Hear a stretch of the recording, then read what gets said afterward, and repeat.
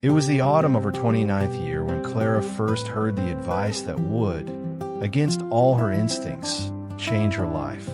She was sitting in a cramped, fluorescent-lit community center, surrounded by 7 other people who had been mandated to attend a wellness and resilience workshop. The facilitator, a woman with unervingly soft eyes named Dr. Moreland, had just asked them to complete a simple exercise.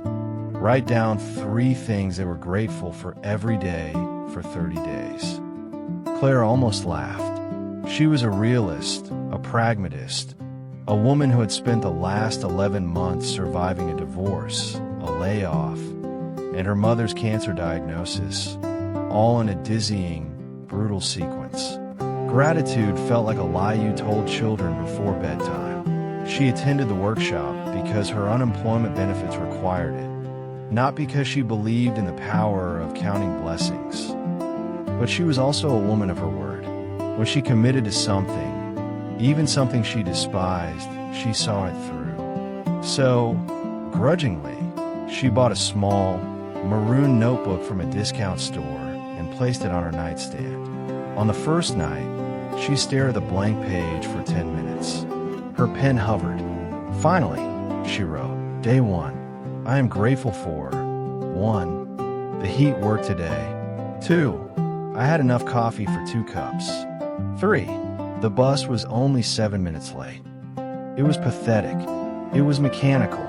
But it was done. I hate this. I hate the way this little maroon book sits on my nightstand like a judgment. Dr. Moreland said to look for small anchors of good, but all I see is what I've lost.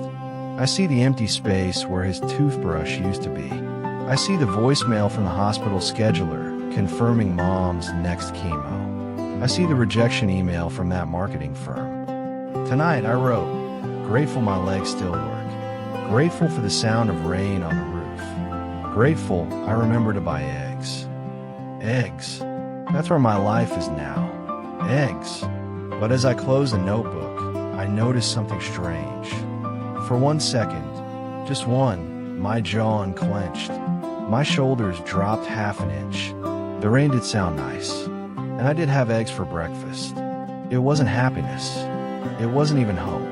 But it was a tiny, almost imperceptible pause in the drowning. By day 10, Clara's entries had become a ritual, though still a resentful one. She wrote quickly, without overthinking, as if emptying a pocketful of loose change onto a table. Grateful for the librarian who didn't shush me. Grateful for the blue sky after 3 days of gray. Grateful for hot water. She noticed, without meaning to, that she was starting to scan her days differently. Her brain, that stubborn organ of loss, was learning a new pathway. While walking to another fruitless job interview, she caught herself noting the way a single maple tree on her street had turned the color of fire. She stopped, she looked, and she thought, I'll put that in the book tonight. That was the crack. That was the moment the practice stopped being an assignment and started becoming a kind of quiet rebellion against her own despair. Dr. Moreland said, to get specific, don't just write family, she said, write why. So tonight I tried. I am grateful that my mom still laughed today, even though she was too tired to finish her soup. She said the nurse had a mustache like a villain from silent film. We laughed for 10 minutes. I recorded the sound on my phone. I am grateful for the old man on the park bench who feeds the pigeons. He wears a beret and talks to them like they're old friends. He makes the ordinary world feel slightly enchanted. I am grateful for the ache in my legs from walking. It means I'm not yet still. I'm still moving. Writing that third one made me cry. Not sad tears. Something else. Something like relief. I think I've been holding my breath for a year, and tonight, I finally let a little bit out. 2 weeks later, Clara visited her mother in the hospital. The room smelled of antiseptic and wilted flowers. Her mother, thin and pale as a ghost, was propped against pillows. She looked at Clara and said, "You look different. lighter. Clara sat on the edge of the bed. I've been writing things down, things I'm thankful for. Her mother raised an eyebrow. That New Age nonsense.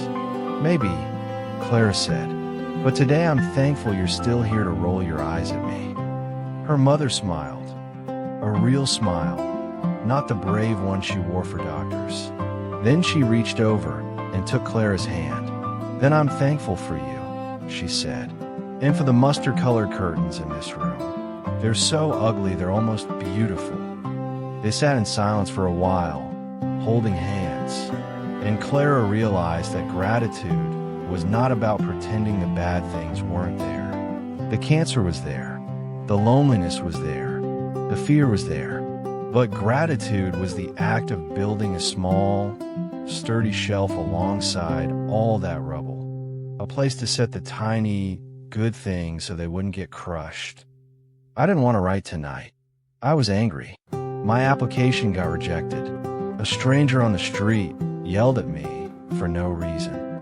My phone died at 4 p.m. I wanted to throw the maroon notebook across the room. I wanted to write, I am grateful for nothing.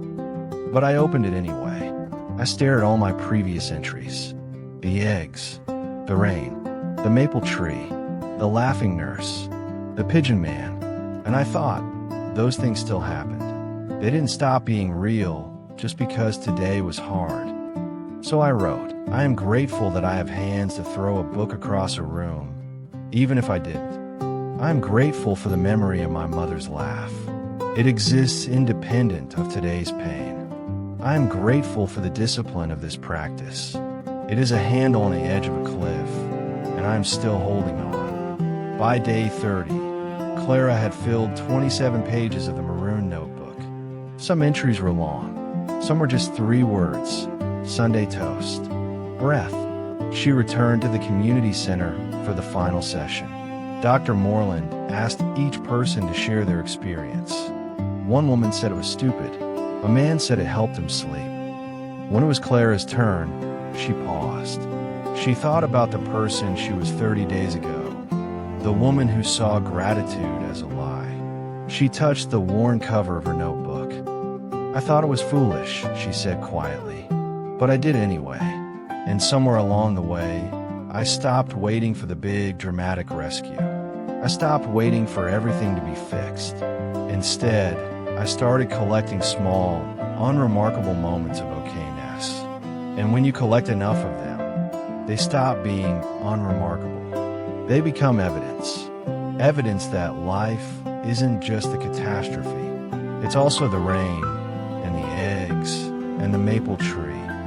Dr. Moreland nodded. And will you keep doing it? Clara looked out the window. Snow was falling for the first time that winter. Soft, silent, steady. She smiled, a real smile, the kind that reached her eyes. Yes, she said, I think I will. Not because I'm always grateful, but because I've learned to persist in the act of looking. And that persistence, that stubborn, daily choice, is its own kind of gratitude. I kept a notebook.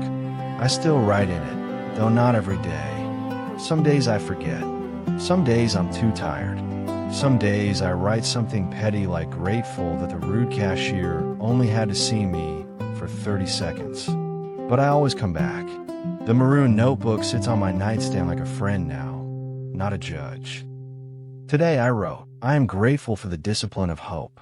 I am grateful that I taught myself, at 29, that gratitude is not a feeling. It is a decision. It is a muscle. And like any muscle, it atrophies without use. So I use it, not because life is easy, but because it is hard. Not because I have everything, but because I have enough. And enough, it turns out, is the foundation of everything. This morning, my mom called. Her last scan was clear. She said, I bought my own maroon notebook. I wrote, grateful for the nurse with a mustache. Grateful for you. Grateful for toast. I laughed until I cried. And then I added one more line to my own entry. I am grateful for the persistence of small joys. They outlast everything.